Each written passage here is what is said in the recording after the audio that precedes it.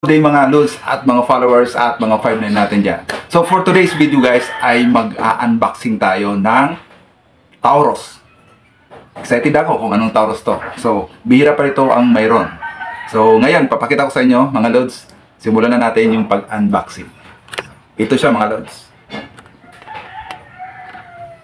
Alam nyo ba kung ano to mga lods?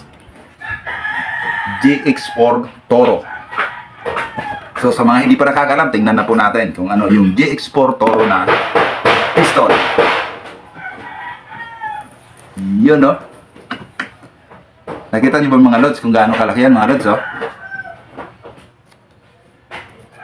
Napakaganda nito mga lods, pang everyday carry na ating pang self-defense. Tingnan niyo mga lods. So, kasama manual ito. Ayun. Manual, ito na mga kasama niya mga lods. Manual ng GX4 Toro. Ayan. So, dito natin makikita yung mga parts niya, saka kung paano siya i-dismantle, saka i-reassemble. Reassemble. So, wala na. Yun lang ang kanyang manual.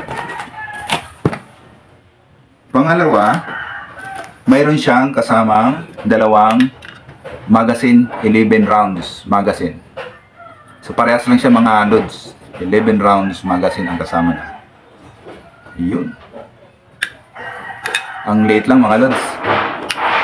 Pero may nabibili nito sa gun store ng 13 rounds daw magazine. Ito po ay 9mm na pistol mga lods. Sa mga hindi nakakalam, 9mm pistol. Yun. Ang liit lang mga lods.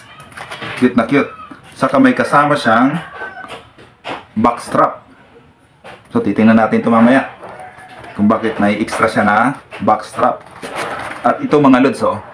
So nakita ko to sa ibang review is akala ko siya ordinaryong keychain lang siya.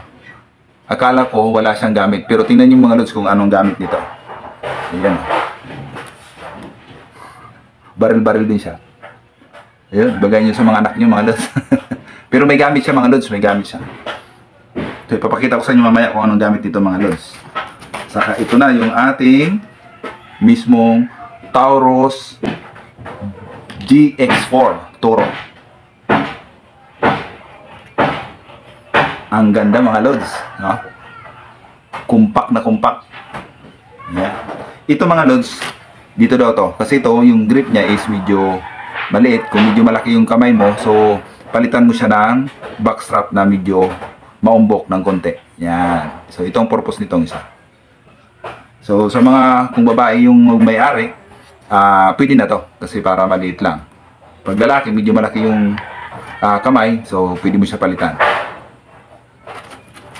Ganda mga lods. Nga, tanggalin natin itong nakalak. Tigas, matigas yung mga lods. Palibasa bago pa. So, yun. Hammerless yung mga lods, oh. Wala siyang hammer. Saka wala siyang safety. Wala siyang safety mga lods. Walang safety. Yun. So, mayroon siyang slide stop lang. Wala siyang safety. Saka ito, parang ito ng pinaka-safety niya. Yan. Ayan. Parang slack niya, oh. Ito slack. Hindi ko to masyado pero mga lods, oh. Ayan. Hindi mo na siya makalabit ulit. Kailangan kasahin mo siya ulit.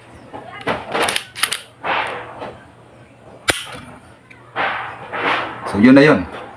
Yung pag nag-load ka sa chamber, so wala siyang hammer, wala siyang safety. So para sa akin, wag na lang ako mag-load sa chamber. Pero matigas naman, hindi naman siya basta-basta di-disgrasya na makalabit siguro. Kasi maganda naman yung safety ng trigger niya.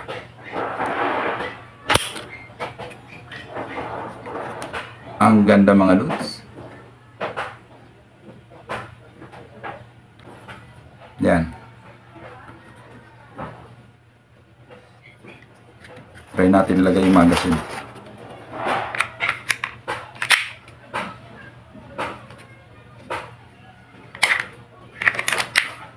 Ang cute mga lods, oh.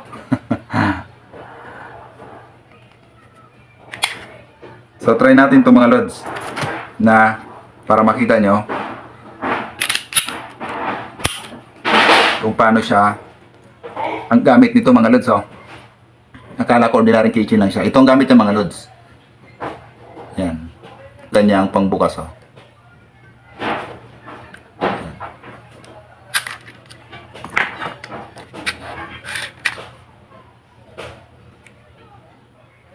Yun pala ang purpose nito mga lods. Kala ko ordinary kitchen lang siya, pang design lang. So yun, babalik mo lang.